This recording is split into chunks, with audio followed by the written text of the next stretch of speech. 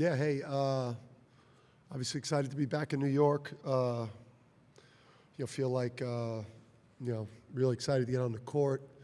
Obviously coming out of the Big East tournament, definitely a little drained over the weekend, but now at full energy and fully locked in and really excited to take the court tomorrow.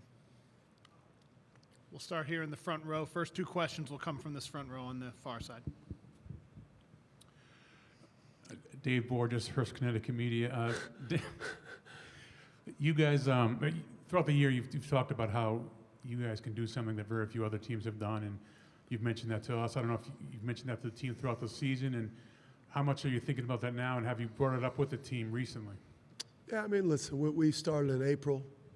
I know when Cam Spencer visited and when we talked to the returning players that had to make decisions, like Donovan and Alex about, Tristan about returning or foregoing their college eligibility. I think our vision was, Brooklyn to Boston to Phoenix.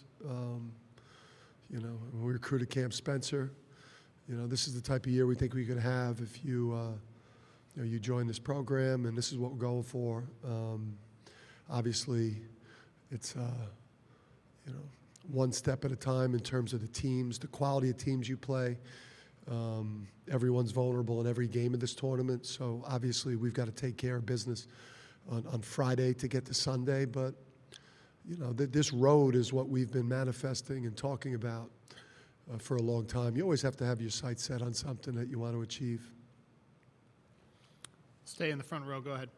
Joe Ruda, Hartford Current. Dan, obviously you guys have had a target on your back all season long, but has there been any added pressure with the #1 overall seed, with pretty much everybody picking you guys to win this whole thing, and how have you dealt with that?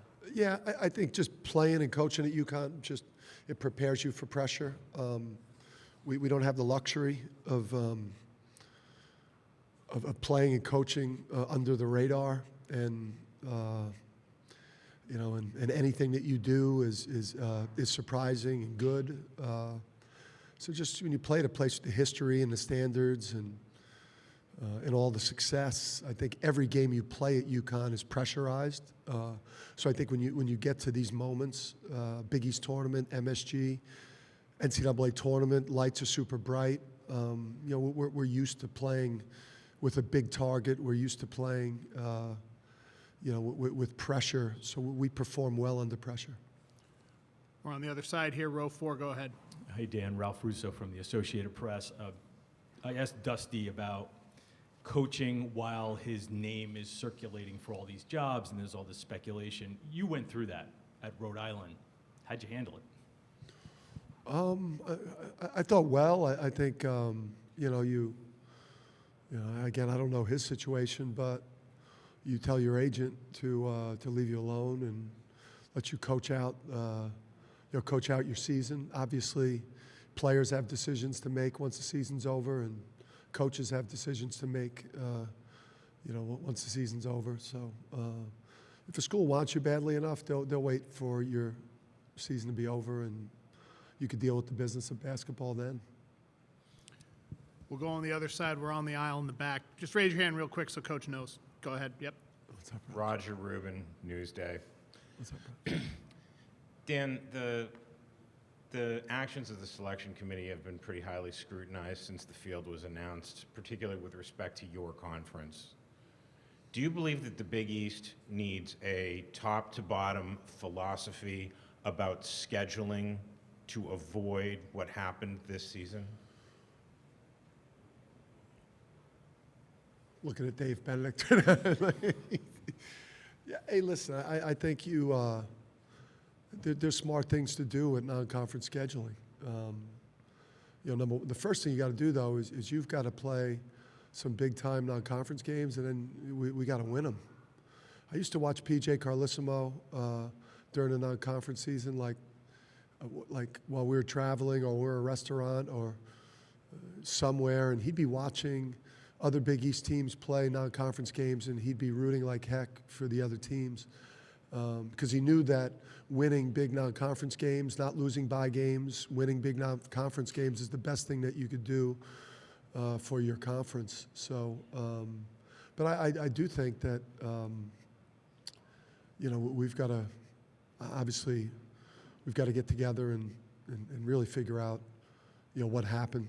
I do think, though, obviously the moves at DePaul, the moves at Georgetown are going to strengthen those programs. Providence, St. John's are in, you know, great hands. Seton Hall was right there. Butler's in great hands. I think the league is in a great place. I just think, you know, We'll come back across in front of me in row 3. Go ahead. Jamal Murphy, Bill Roden on Sports. Dan, you've kind of expressed some disdain for the transfer portal. I was wondering, do you see any fixes or tweaks to it, or you just kind of accept it as it is? yeah, I mean, it shouldn't be open right now. I mean, the fact that on Monday of the best week in college basketball that it's open it's bizarre, and it's led to even more chaos. Yeah, you know, listen, for us, you know, my perspective changes. Listen, if you run a great program and you're doing things the right way, it doesn't, and you serve your players great, it probably doesn't impact you as much as it impacts others. We've been able to hold on to the players that, you know, we've been desperate to keep and build around those core players on a yearly basis. So I just think the timeline of the portal, and then I don't know, man. It's like, I think it's bad for kids if, you know, you end up, your college that you go to, the staff that you play for, that becomes your network for life. Like, that's the group of people that are going to help create opportunities for you for the entirety of your life, your support system. If you play in 4 or 5 schools in 4 or 5 years, like, what type of support system? You're just kind of a mercenary at that point, and you have no, you know, no base in life. We'll stay on this side in row 1, and then we'll go across. Zach Brazil, New York Post. What's up, Dan? What's up, Zach? Your players said you've been tougher this year than last year. I was told you 2 weeks after you won it all, you started again. So, I mean, what was? I know you said you've talked to Billy Donovan. Any other people you talked to about what it was like after winning a title? Because usually teams that go on a run like that lose that hunger, and you have a lot of the same guys from last year. So, and that surely doesn't happen with you guys. Yeah, I talked to Billy, I talked to Jay, I talked to, you know, Tom Izzo. I mean, in the end, I love being a coach. I love the work. So 2 weeks after it being over, I was ready to I wanted to start practicing again because, you know, I love to coach. I love to be around my team. That's the best part of the job. And then you're dealing with the human nature element for both your program and with the, you know, the organization and with the individuals, where you just won the championship, and it's really easy to get seduced into thinking it's going to be easy to do it again, or it's going to be easy to make another run, especially when we did it in such dominant fashion like we did last year. So, yeah, I mean, I've been tougher on the group throughout the season because just been trying to, like, root out any form of complacency or entitlement with this team. You're not entitled to nothing, especially this time of year. And anything we've done this year, we can't trade it in for Jack, you know what, at this point. Like, the only thing that matters is what happens at 2:30 on Friday. All right, we'll stay in the front row on the other side, Adam. Adam Zagoria, Zag's blog. I think Andrea said Cam Spencer is you with blonde hair. What do you think about that? And, you know, any good stories of how similar you feel Cam is to your intensity, and just what was kind of your message when you? Yeah, or I'm a bald him. Balding, because I've kept this length.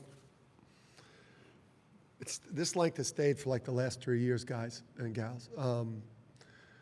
He's a unique competitor. He's just perfect with Tristan in the backcourt. It was like, you know, you got fire and ice there. He's the fire and hunger. I think that's been you know, something for us too. Like, he hadn't been to the NCAA tournament. He hasn't won championships at this level. He hasn't experienced college basketball at, you know, top of sport. So, having a critical player that hasn't experienced this thing has been great for our team because it's instilled a wild ambition with the group because he's got such a big personality and he's just so damn competitive.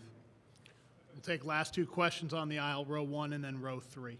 Jaden Daly, Daily Dose of Hoops. Dan, this is a different role for Donovan this season. Last year he was coming off the bench behind Adama on the championship run. Now he's one of the more dominant faces on this team. How much has this season prepared him for this run and what he's going to face at a higher level? Yeah, in a weird way, I think his injuries in the preseason and then in the start of Big East play really helped the team develop.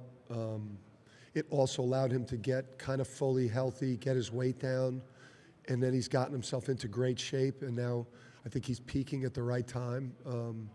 And then you go deep in this tournament, you do damage, you win championships. When you just go out and perform at a high level here, and what we're going to need him to be as good as Sonogo was for us last year. Adama absolutely dominated the tournament last year, and we're going to need a dominant run from Donovan to do what we did last year. All right, last question, staying on the aisle, row 3. Coach Mike Fitzpatrick, Associated Press. You guys, obviously there's been, for a long time, no number 1 seed ever went down. It's happened a couple of times now in the last few years, including last year. You've talked a lot about, and your players, about how well you've stayed focused this year on the goals at hand. But you remind them of that the number 1 seeds that got toppled the last few years, do they need, you feel like they need a reminder like that, or you do it anyway? Yeah, I think in every game that you play, I mean, whether the early season, November, if we get away from our identity, we have issues. I didn't like how we guarded.